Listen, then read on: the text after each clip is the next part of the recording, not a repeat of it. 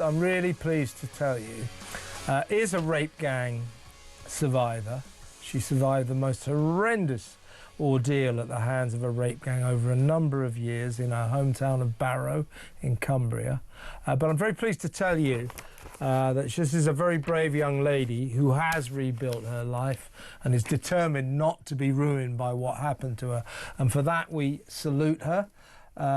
She has just had another baby, so we were going to get her on Friday, but she was too busy with her newborn child. Well, she's taken a very brief break from maternal duties today, and I'm very, very pleased to welcome back to the show the remarkable Ellie Reynolds. Hi, Ellie. Hi, are you all right? All right. How's your baby? She's good. Yeah. So remind me, is this your second or... Third. Third, my God. But, you know, as I said, you know, you're a very strong young lady and you were determined not to be ruined by what happened to you. I'm going to make you sort of tell us a bit about that in just a little while, I'm afraid, but you know the drill. But so many of the girls, the young girls like you, who were the victims of these awful gangs. I mean, I spoke to one a couple of weeks ago when I spoke to you. Her name was Elizabeth, and I said, "Oh, boyfriend, you know, husband, any?" Oh, she goes, "Oh, no, I'll never be able to think about anything like that." And she's about like 22 years old, 23 years old. She's had her life ruined. Now, you, to your credit, you were determined not to let that happen to you. But that's the sadness of it, isn't it? That so many young lives, not just destroyed by the ordeal of being raped systematic by these awful gangs, but the future. They've had the future taken away from them. Can't find a husband, can't find a boyfriend, can't imagine even having a romantic relationship, sexual relationships, all gone. Do you see what I'm saying? It really is a tragedy, isn't it? Yeah, definitely. I think I'm very lucky in the sense of my partner being really understanding, and the first thing that you find yourself doing when you go and, you know, finally be able to rekindle any sort of romantic relationship is that I put something straight on the line and said, you know, I have been through this and this is the way I am because of it. You constantly feel like you have to explain yourself for the way that you are, and you were never meant to be that way, which is a horrible thing. Yeah, you got changed by this terrible ordeal that happened to you. So if you could just quickly remind the audience, because you've told us this before, what happened to you over how long a period. If I remember rightly, Ellie, you were lured into this by a female associate of the rape gang. Tell us what happened. No, I was in a relationship with somebody, and you know, a young, silly school relationship, and his family member, his cousin, was in a relationship with what turned out to be my main abuser. So that's how I got involved. I then went through an ordeal of 5 years of child sexual exploitation, human trafficking, modern day slavery. I was drugged up in flats. It was a bloody awful time. 5 years that I'll never ever get back. And like you've said yourself, it's not just 5 years, then it's the rest of your life. Yeah, I went through absolute hell. Yeah, and we had your dad on as well. So the point being that, you know, you come from a loving family, you know, and this was going on under their very noses. These grooming gangs, well, they're rape gangs, but their grooming technique is they isolate you from your own loved ones, don't they? So that you're suffering this on an almost daily basis. You're going missing for days on end, but you're too terrified to tell your dad, your loved ones, what's going on. That's how it goes, isn't it? Yeah, definitely. I mean, I was very lucky to have the upbringing that I had. As you can see, I had horses from a very young age.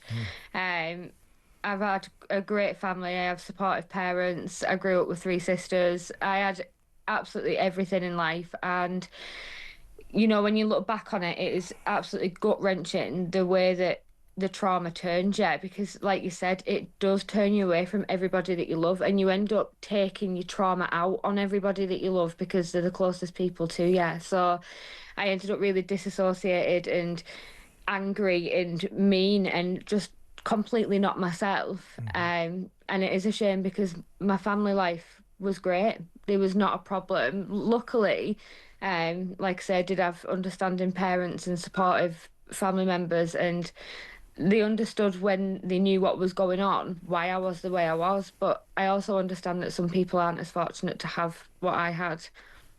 Yeah, indeed. And just tell us again how you finally got out of this kind of circle of hell. I was 17, and I think one day it was just you end up becoming numb to the whole situation. At one point, I'd fight back, and then it gets to the point where you know that fighting back it does more damage, it causes more consequences. And in the end, I ended up thinking one of my main abusers, he had a very young child. Um, and I think it was just something in me that thought, what if I'm not the only person here right now? What if I'm not the only one that's going through it? So I I knocked on his girlfriend's door, and I said, I think we need to talk, and I think you need to know what he's really like. Um, by the looks of it, she knew what he was like, which also again was gut wrenching. But yeah, I think at that point I started thinking, surely this isn't just me. This is wider and a lot bigger, and I didn't want to feel responsible for anybody else going through what I was. Yes, so you did it for others, and respect you for that, of course. And how young were you when this all started, Ellie? Remind me. I was 13. So you were the victim of paedophile rape. Yeah, absolutely. I spent many years questioning like why me, and what makes you do that sort of stuff. And you get to a point where you just know at the end of the day it's in your blood, and you're the predator, not me. You really have to look at it and think at 13, that's a child. That's you know.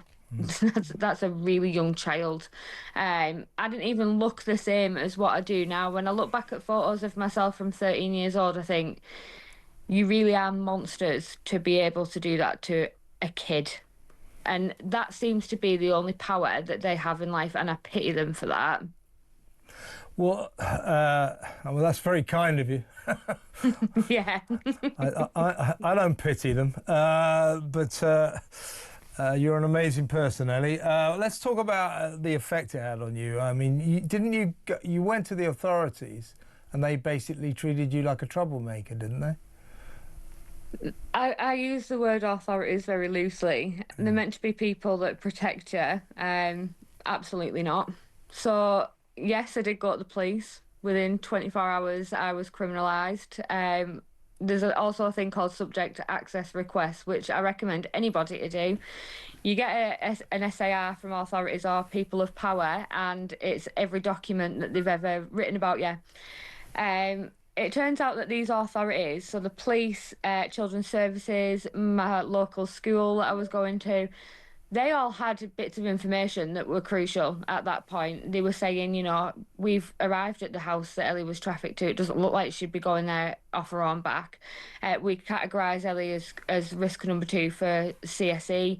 My school had said Ellie's shown us videos of men with weapons. We failed to report it for unknown reasons.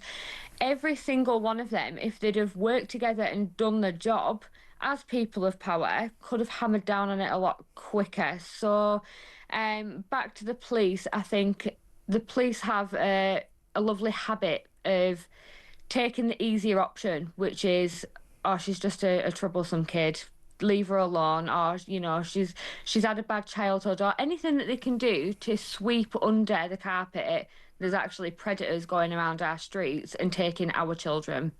Did they sort of try and turn the tables on you and say it was your fault, the cops? Yeah, they did. It was a lot of questions. Yeah, they did. It was that I was a menace, basically. I had a lot going on, and I wouldn't talk to them about it, so they didn't know what was going on, so they couldn't help me. I also had that I was doing it to myself because I was hanging around with older guys. The list is endless and, quite frankly, disgusting. So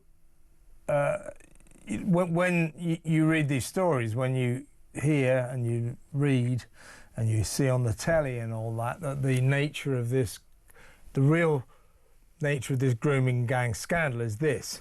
Obviously, it's dreadful that it happened to all these poor girls, including you. They think as many as 250,000. But the real problem was that when girls like you went to the police or their teachers or social workers or local politicians and said, this is going on, loads of girls are being raped by these gangs, all of those people, the authorities, as I put it, turned their backs and didn't want to know. You recognise that because it happened to you. Absolutely. I think they haven't got an ounce of humanity between them. If somebody's coming to you and saying, I have been through this or I'm going through this, from my own experience, the last thing that they are is understanding or serious. They don't give a damn, really. It's quick, shut her up before it gets out. We were told for years, you know, your case it's going somewhere, they're going to get done for it, keep quiet about it, you know, we're going to fight it. And then all of a sudden it was, no, I can't be bothered. Did they get them in the end, your tormentors, the guys who treated you so appallingly? So one of my abusers has been jailed for a total of 54 years. Right. Not for myself. He was jailed for other victims. Right. My case is currently they're trying to inquire about it 7 years later. Well, into how they didn't respond properly when you went to them. Into how they failed and passed blame, yeah. Well, listen, that brings us to, you know, Keir Starmer, this government. What did you think? We're going to talk about, obviously, this sort of U-turn that's happened in the last couple of days in just a second. What did you think back in January when Keir Starmer and his gang, the cabinet gang, were all saying, no need for an inquiry, no need for a national inquiry. And then they said, we might have some local inquiries. And then Jess Phillips said, we don't even need them. We don't need inquiries into this. What did you think when Keir Starmer suggested that anyone who felt that people like you, Ellie, and all the other girls who were victims of this rape gang scandal, what did you think when he said that all of us who thought there should be a rape gang public inquiry were far right, that we were climbing onto some sort of far right bandwagon? What did you think about that? I think the easiest thing for them to do is to accuse you of being far right, racist, joining a bandwagon, because quite frankly, they are very under pressure right now. I do not believe for 1 second that there should be politics involved. When there's kids involved that are being tortured and gang raped, put the kids first. I don't believe that we're far right whatsoever. I do not believe for a second that we're racist, because it doesn't matter whether your skin colour is different, your religion's different. If you have a sexual interest in children, you are a predator, no matter what colour you are. Yeah, that's a good point. Now, so now the Prime Minister has suddenly had this dramatic change of heart, U-turn. There will be a full national inquiry. This is on the back of Baroness Casey's report, which is 190 pages. I've just tried to lift it up in the office. It's very heavy. I can't pretend to have properly read it. But basically, it's just saying, as far as I can work out, it's saying what we all always knew. It's got like kind of not particularly surprising statements like predominantly these gangs were made up of Muslim men of Pakistani origin. Well, we knew that. She's calling for thorough investigation, find more perpetrators, because we know this scourge is still going on. Horror of horrors, but it is still happening around the country. So suddenly he's saying there must be an inquiry. And he said, I've read Baroness Casey's report. Why do you think, Ellie, that the Prime Minister couldn't work out what all of us knew, well, we've all known for years? I mean, obviously, you're a special case, but people like me, millions of people around the country knew for years we needed a public inquiry on this terrible issue. This is the worst sexual scandal in British history. Why do you think the Prime Minister couldn't work that out until yesterday? Bluntly, I think my toddler could do a better job at running this country. I really do. The one that's just been born. Yeah, all three of them put together. Yeah. I think he's crumbling under pressure, and rightly so. You know, many people have lost their lives over this. I hope that they do crumble under pressure, but I also know that they're going to be anxiety riddled, because I believe strongly they know that the corruption and the failings and everything has to come out.